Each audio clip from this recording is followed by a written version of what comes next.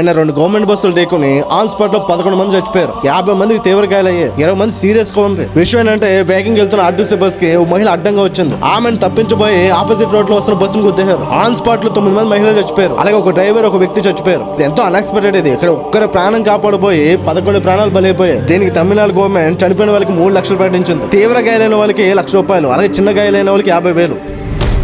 ఈ రోజు కోయంబత్తూరులో భార్యను వేట గొడవలతో నరికేసి సెల్ఫీ వీడియో తీసుకున్నాడు. అలాగే మోసానికి పరిహారం మరణం అని చెప్పి స్టేటస్ కూడా పెట్టుకున్నాడు. విషయం ఏంటంటే వీళ్ళకి 3 పిల్లలు. లాస్ట్ ఇయర్ వీళ్ళిద్దరు గొడవ విడిపోయారు. భార్య వర్క్ చేసుకుంటూ ఉమెన్స్ హాస్టల్ ఉంటా ఉంది. ఆమె అక్రమ సంబంధం పెట్టుకుందనే అనుమానంతో ఆమె హాస్టల్లోకి వెళ్లి ఆమె అతి కిరాతంగా నరికి ప్రతీకారం తెచ్చుకున్నాడు. అలాగే ఎంతో గర్వంగా ఫీల్ అవుతానని కూడా చెప్పుకుంటా ఉన్నాడు. ఇక్కడ వీళ్ళ సాటిస్ఫాక్షన్ కి కానీ ఇక్కడ 3 పిల్లలు అన్నమైపోయారు. కనీసం వాళ్ళ గురించి ఏ మాత్రం ఆలోచించట్లేదు. అలాంటప్పుడు పిల్లలు ఎందుకు వీళ్ళకి రోజుకి మనిషి పంతం కోసం ఎంతగా తెగిస్తా ఉన్నాడు. ప్రస్తుతం పోలీసులు అతను అరెస్ట్ చేసి లోపలేశారు.